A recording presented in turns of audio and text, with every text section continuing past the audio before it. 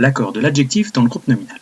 Je dois savoir comment s'accorde l'adjectif, quelles sont les différentes marques, et reconnaître et marquer les différents accords complexes. Je sais comment s'accorde l'adjectif avec le nom. Il peut s'accorder en genre, c'est-à-dire masculin, féminin. Exemple, son petit chien gris.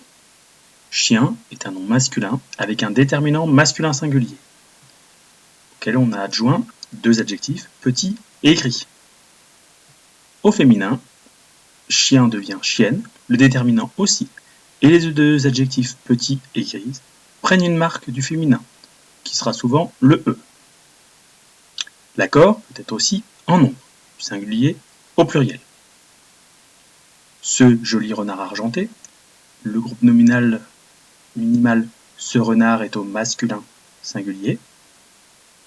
Lorsque je le mets au pluriel, le déterminant et le nom sautent au pluriel, c'est renard, et les deux adjectifs aussi. J'ajoute joli un S et argenté un S.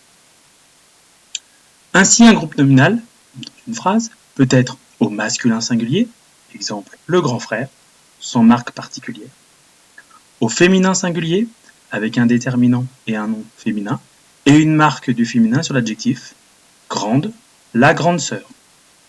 Au masculin pluriel, le grand frère devient les grands frères, le déterminant et le nom sautent au pluriel, et l'adjectif aussi, avec le S, les grands frères. Au féminin pluriel, la grande sœur devient les grandes sœurs. Et là, je vois apparaître deux marques, la marque du féminin et la marque du pluriel. Je fais donc attention, quand je pense à l'accord, je pense à bien vérifier et l'accord en genre et l'accord en nom, puisqu'au féminin pluriel, il peut y avoir deux marques. Je connais les différentes marques d'accord. Marque du féminin. La plupart des adjectifs au féminin prennent un E. Têtu, têtu. Gourmand, gourmande. Petite, petite. Certains, qui ont déjà un E à la fin du mot, ne prennent pas d'autres marques. Pâle, drôle, comique. Certains vont avoir un changement dans le son final. Blanc devient blanche. Vif devient vive. Mais on voit apparaître quand même le E. De la même manière, les adjectifs en EUX font EUSE, heureux, heureuse. Pour les adjectifs qui se terminent en EL, nous allons doubler la consonne L et mettre un E. Réel devient réel 2LE. D'autres, comme beau et mou, vont avoir un doublement de consonne. Beau devient belle 2LE, mou devient molle 2LE. Les adjectifs en heure vont faire généralement EUR devient au féminin flatteuse, où on voit toujours le E. Les adjectifs en ER vont faire ERE avec un accent grave généralement, particulier, particulière. Et ceux en ET vont faire E de T, coquet, coquette. Ensuite, les marques du pluriel. Généralement, la marque du pluriel, c'est le S. Mignon avec un S, grand avec un S. Ceux qui finissent en EAU vont avoir, comme les noms, EAUX. Ceux qui ont déjà un S dans le mot de départ, l'adjectif, ne prennent pas de marque supplémentaire.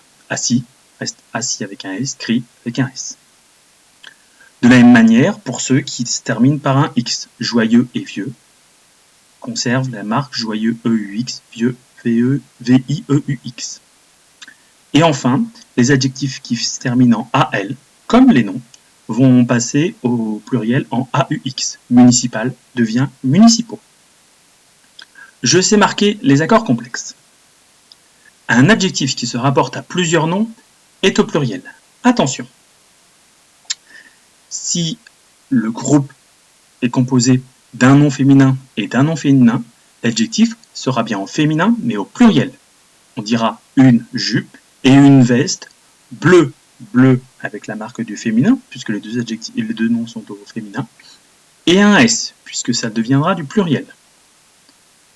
Si le nom est masculin avec un autre nom masculin, l'adjectif sera aussi au masculin pluriel. Un pantalon et un blouson bleu. Lorsque nous avons un nom féminin avec un nom masculin, l'adjectif est par définition au masculin pluriel. Un pantalon masculin et une veste féminin, bleu n'aura que la marque du pluriel. S.